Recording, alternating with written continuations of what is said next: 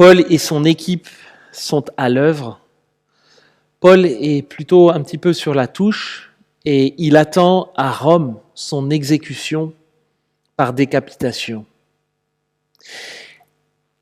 Et en attendant cette exécution, sa mort, il termine ce qui sera certainement sa dernière lettre. Et à la fin de cette lettre qu'il écrit à Timothée, Paul lui adresse une dernière recommandation. Une recommandation importante pour Timothée, mais également pour nous encore aujourd'hui. Timothée, l'Église est un travail d'équipe, avec ses forces, mais aussi avec ses pièges. Mais une chose demeure certaine, Christ reste fidèle. Et je vous invite à lire avec moi 2 Timothée 4, nous allons lire des versets 9 à 22. 2 Timothée 4, les versets 9 à 22. Tâche de venir au plus tôt vers moi, car Démas m'a abandonné par amour pour le siècle présent. Et il est parti pour Thessalonique. Crescens est allé en Galacitite, en Dalmatie. Luc est avec moi. Prends Marc et amène-le avec toi, car il m'est fort utile pour le service. J'ai envoyé Tychique à Éphèse. Quand tu viendras, apporte le manteau que j'ai laissé à Troas chez Carpus et les livres, surtout les parchemins. Alexandre, le forgeron, m'a fait beaucoup de mal. Le Seigneur lui rendra selon ses œuvres. Garde-toi aussi de lui, car il s'est fortement opposé à nos paroles.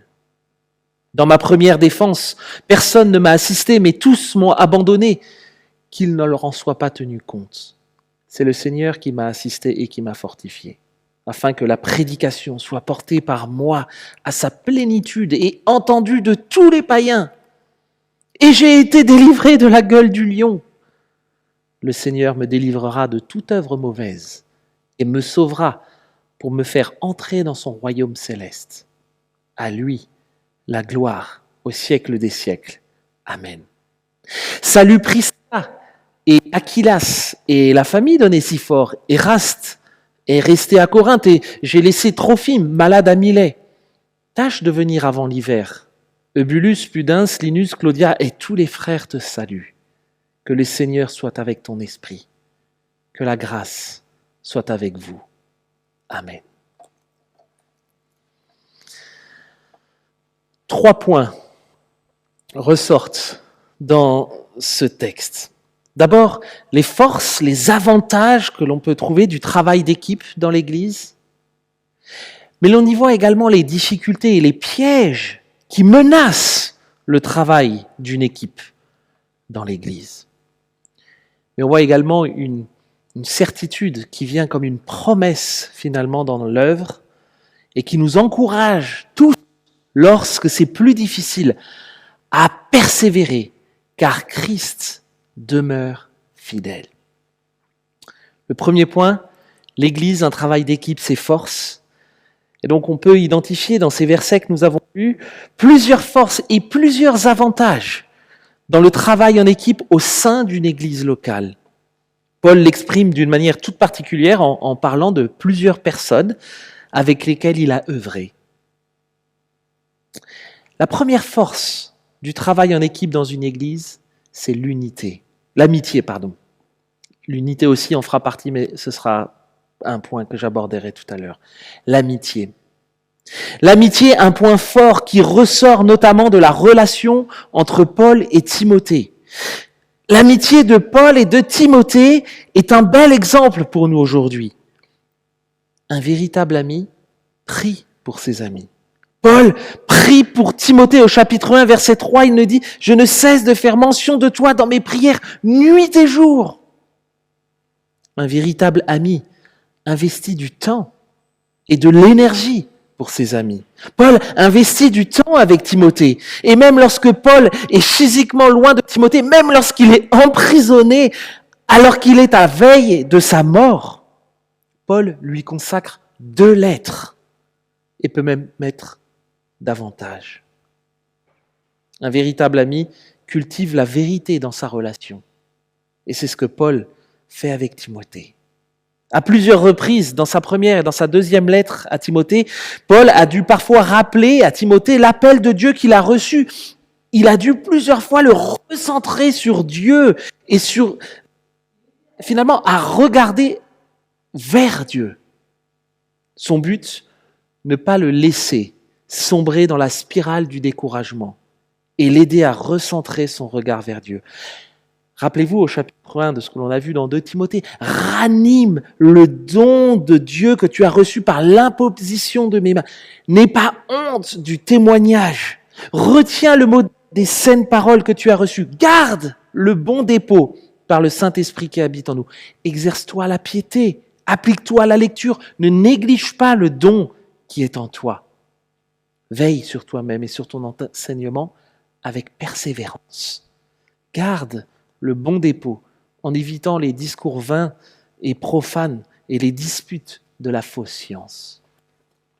Finalement, un ami ou une amie qui aime Dieu n'est pas seulement une personne avec qui je peux parler foot, travail, enfant, église ou bien même faire du shopping. Mais c'est aussi une personne avec qui je peux prier. Une personne qui investit du temps et de l'énergie pour notre relation.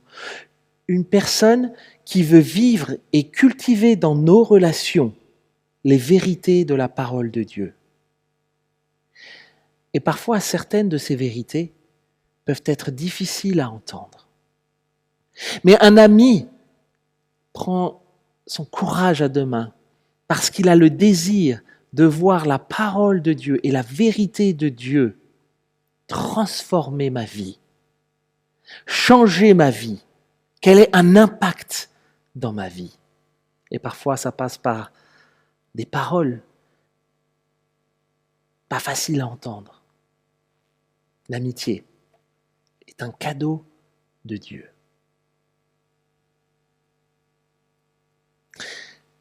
La deuxième force du travail en équipe, c'est la fidélité. Et en relisant ce texte, je suis vraiment encouragé en voyant le nombre de collaborateurs que Paul avait, parce que finalement, en lisant ses lettres, on peut se dire que Paul, c'est le super apôtre qui œuvre seul et qui va implanter des églises seul et qui édifie des églises seul. Etc.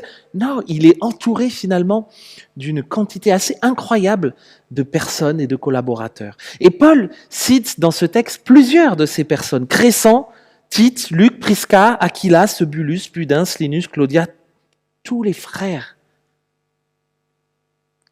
Paul a eu un ministère important, mais ce ministère est clairement le fruit d'un travail en équipe. Il est clairement le fruit d'un travail d'une équipe fidèle et persévérante. Crescens est allé en Galatie, nous dit Paul. On ne connaît pas grand-chose de Crescens, si ce n'est qu'il s'agit d'un serviteur de Christ fidèle et fiable. Paul l'a envoyé en Galatie, une région où se trouvent déjà plusieurs églises, dont la plupart ont sans doute été implantées par Paul lui-même. Tite est en Dalmatie. Tite est le spécialiste des églises en difficulté, et Paul l'envoie aussi en Crète pour mettre un peu d'ordre dans cette église. Il l'a envoyé en Dalmatie pour y fortifier l'église et édifier ses responsables. Il nous parle également de Luc. Luc est resté avec Paul, et Paul et Luc se connaissent très bien. Luc accompagne Paul depuis déjà plusieurs années maintenant, et le livre des Actes nous relate ça de manière assez claire. Enfin, tous les amis de Rome sont là avec Paul. Tous ensemble, ils forment une équipe qui travaille avec fidélité au service de l'Évangile. Et pourtant, on peut remarquer qu'en parlant dans ce texte de son procès à Rome, Paul mentionne quelque chose de surprenant et qui peut nous poser finalement question. Lorsqu'il dit « Personne ne m'a assisté, tous m'ont abandonné ». Et où sont passés finalement ses amis ? Et on est là, je pense, dans un paradoxe. D'un côté, Paul exprime son affection réelle et sincère et la valeur de l'amitié de ses compagnons d'œuvre. Mais de l'autre, il mentionne qu'aucun d'eux ne l'a assisté lors de son procès. Comment expliquer cela ? Je pense que le contexte peut nous aider certainement à le comprendre. À l'époque, un historien disait qu'on cousait sur le dos de certains chrétiens des peaux d'animaux fraîchement tués pour ensuite les pousser dans une arène parmi les chiens sauvages qui les déchiquetaient tout vifs. D'autres se faisaient goudronner puis enflammer pour servir d'éclairage lors des réceptions que Néron donnait en plein air. La conduite de ses frères et sœurs est, c'est sûr, triste. Peut-être que certains la considéreraient comme inexcusable. Mais ne leur jetons pas trop vite la pierre. Et posons-nous peut-être la question, comment aurions-nous réagi à leur place ? Paul est plutôt indulgent avec eux. D'ailleurs, il demande à Dieu que leur abandon ne leur soit pas imputé. Je remercie Dieu pour la fidélité des personnes qui persévèrent avec leurs dons pour vivre l'Église locale ici au Mai, et y compris lorsque c'est plus difficile, y compris lorsque les choses ne se passent pas comme nous le souhaiterions. À l'ère du jetable et du satisfait ou remboursé, cette fidélité a encore plus de prix. La troisième force du travail en équipe que nous percevons dans ce texte, c'est l'unité. Tite, Tichik, Luc et d'autres sont collaborateurs de Paul et on perçoit en lisant ces versets l'unité qui régnait entre eux. Et cette unité, ils ont pu la construire ensemble, la vivre, l'éprouver même, mais la maintenir et décider de continuer et de persévérer à la vivre ensemble. Oui, bien sûr, les différences sont normales, elles sont même une richesse.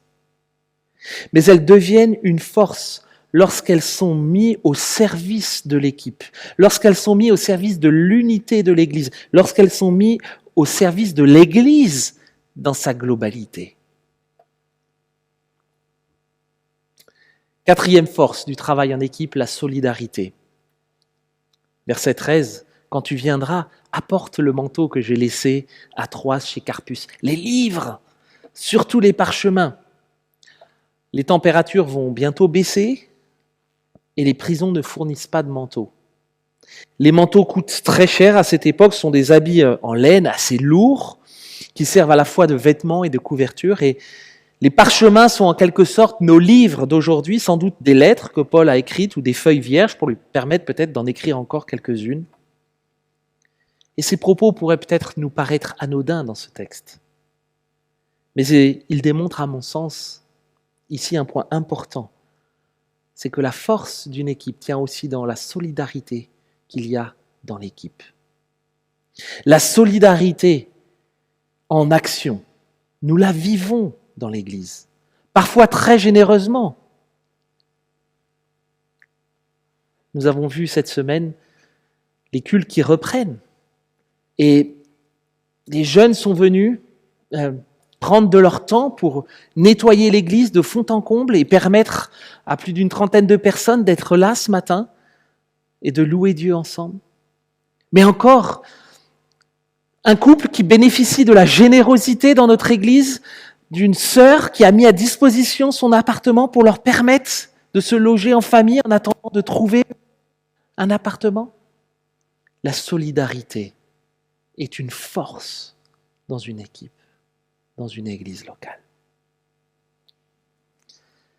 La cinquième force du travail en équipe, la maturité et le pardon. Jean-Marc ou Marc, dans certaines versions, participe au premier voyage missionnaire avec Paul et Barnabas en tant que collègues. Et je pense qu'on est un peu tous cette histoire quand subitement et sans donner de raison, Jean-Marc disparaît comme ça et il décide de retourner à Jérusalem. Acte 13 nous parle littéralement d'un abandon, un abandon de poste. Et Paul et Barnabas continuent leur tournée missionnaire et qui les feront passer par Iconium, Lystre, et puis qui les feront revenir à Antioche. Et de retour à Antioche, Paul décide de refaire le tour de toutes les villes où il a annoncé la parole de Dieu pour continuer son travail d'édification des églises. Et Barnabas propose de prendre à nouveau Jean-Marc avec eux, de prendre Marc. Mais Paul refuse. Et là, Paul et Barnabas, les deux grands amis de toujours, ont un clash, un sérieux désaccord, très vif, nous dit le texte, pour qu'ils décident alors de se séparer l'un et l'autre. Division dans l'œuvre missionnaire. Chacun, ils partent de leur côté. Barnabas prend Jean-Marc et Paul choisit Silas. Le moins qu'on puisse dire, c'est que, aux yeux de Paul, Jean-Marc n'est pas très populaire. Paul a quand même accepté d'aller jusqu'à couper une amitié avec son ami Barnabas à cause de Jean-Marc. Pourtant, dans le texte que nous ce matin, verset 11, Paul demande à Timothée de ramener avec lui Jean-Marc, car il est pour Paul très utile pour son ministère, nous dit le texte. Que s'est-il passé entre la dispute de Barnabas et de Paul et le verset 11, pour que finalement Paul change d'avis et d'attitude sur Jean-Marc? En fait, je pense que Paul, Barnabas et Jean-Marc ont pu expérimenter et vivre ensemble, les uns avec les autres, la cinquième force du travail en équipe, la maturité et le pardon. On peut dire qu'il y a eu entre les trois hommes une véritable réconciliation, un bel exemple d'humilité. Et une église dans laquelle nous vivons la maturité et le pardon dans nos relations constitue une réelle force dans notre travail. Finalement, lorsque tout le monde s'entend bien, lorsque on rigole, qu'on passe de bons moments ensemble, c'est bien. Mais dans une équipe qui œuvre ensemble, le temps fera toujours ressortir les facettes de nos caractères qui ne sont pas forcément les plus agréables. Que se passera-t-il lorsque je serai en conflit avec quelqu'un ? Que se passera-t-il lorsque je serai en désaccord ? Comment est-ce que je réagirai face à des paroles blessantes ? Comment est-ce que je réagis dans une décision d'église qui ne remet pas l'évangile en cause, mais à laquelle je n'adhère pas ? La réponse la plus naturelle, souvent lorsqu'on écoute nos cœurs, est l'amertume et la fuite. Mais bien aimé, la maturité spirituelle, c'est aussi de tout faire pour chercher à restaurer une relation plutôt que de la fuir. La maturité dans une équipe, c'est avoir l'humilité de reconnaître et de demander pardon, mais c'est aussi avoir le courage de pardonner. C'est ça, la force d'une équipe qui persévère dans le bon combat de la foi, la maturité et le pardon. Une église, un travail d'équipe avec ses forces, l'amitié, la fidélité, l'unité, la solidarité et la maturité spirituelle et le pardon. Mais une église peut également connaître certaines difficultés et doit être vigilante pour éviter certains pièges. Et Paul n'hésite pas à les aborder dans ce texte. Son but, c'est mettre en garde Timothée contre ces dangers qui peuvent mettre en péril l'œuvre de Dieu. Verset 10, car Démas, m'a abandonné par amour pour le siècle présent et il est parti pour Thessalonique. Alexandre le forgeron, verset 14, m'a fait beaucoup de mal. Le Seigneur lui rendra selon ses œuvres. Garde-toi aussi de lui, car il s'est fortement opposé à nos paroles. Dans ma première défense, personne ne m'a assisté, tous m'ont abandonné. qu'il ne leur en soit pas tenu compte. Le premier piège dans le travail en équipe, c'est la lâcheté et la fuite. Démas a longtemps été un compagnon d'œuvre de Paul. Engagé, il a œuvré fidèlement aux côtés de Paul. Il a été l'un des plus proches collaborateurs de Paul. Mais subitement, et sans que personne ne s'y attende, il claque la porte. Je ne sais pas si vous avez déjà vécu l'abandon d'un ami. En général, ça fait plutôt mal et c'est même toujours douloureux d'ailleurs. Et Paul, ici, exprime clairement sa douleur. Démas m'a laissé tomber par amour pour le siècle présent.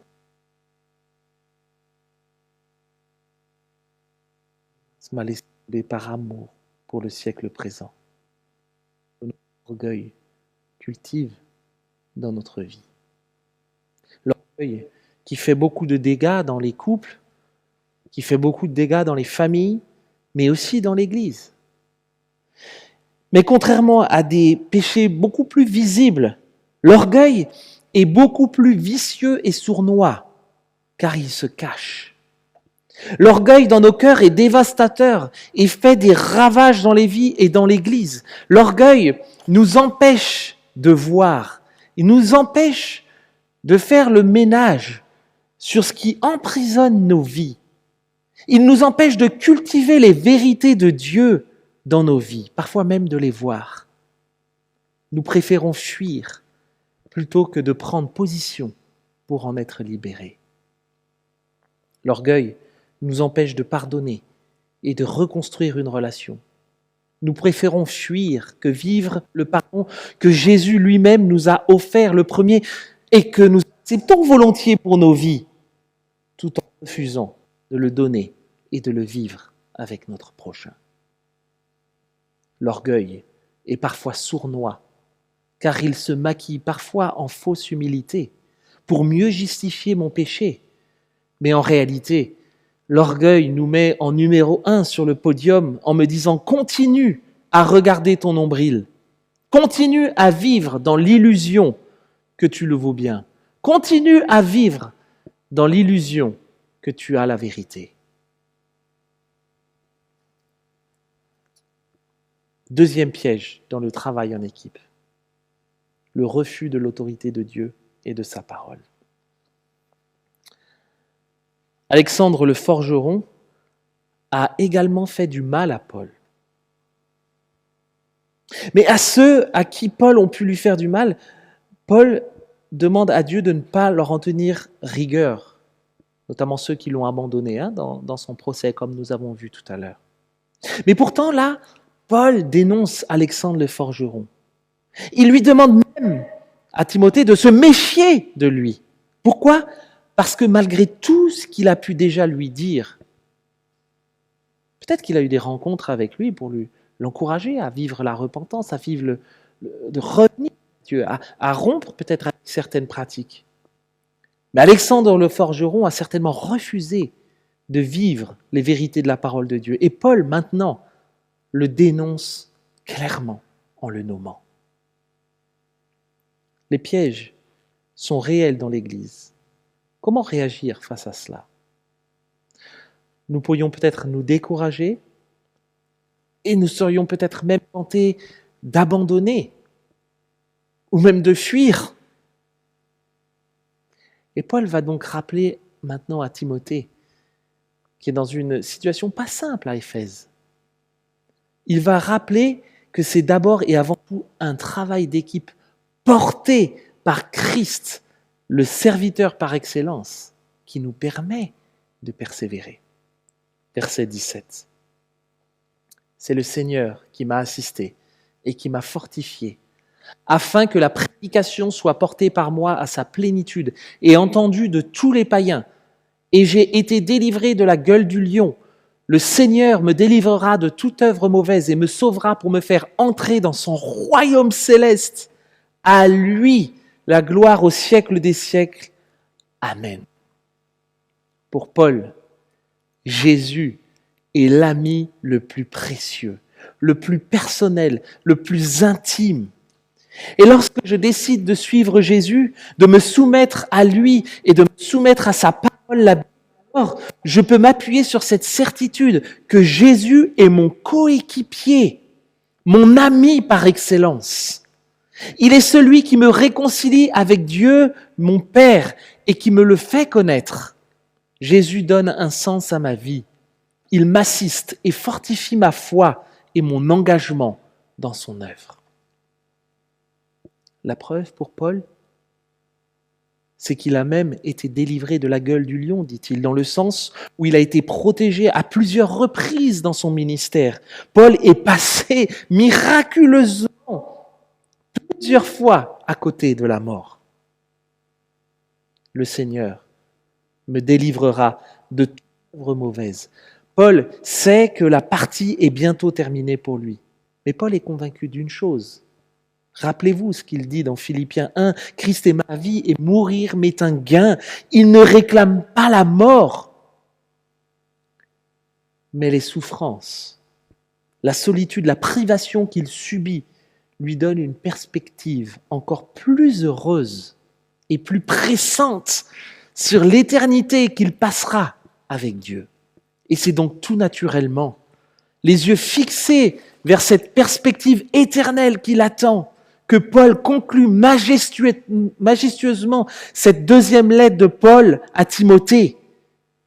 À lui la gloire au siècle des siècles.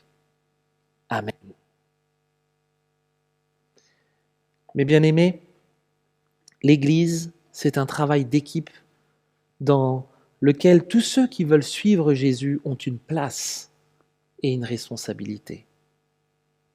Et j'aimerais nous encourager à aimer cette équipe que nous formons tous ensemble en tant qu'Église locale, à cultiver les uns avec les autres l'amitié, à cultiver les uns avec les autres la fidélité, l'unité, la solidarité, la maturité, et à vivre ensemble le pardon lorsqu'il est nécessaire. J'aimerais nous encourager à prier pour notre Église et son rayonnement, à prier pour les défis énormes qui sont devant nous, pour être de plus en plus une Église qui rayonne en témoignant avec courage et persévérance autour de nous la grâce que nous avons en Jésus-Christ. Confinés?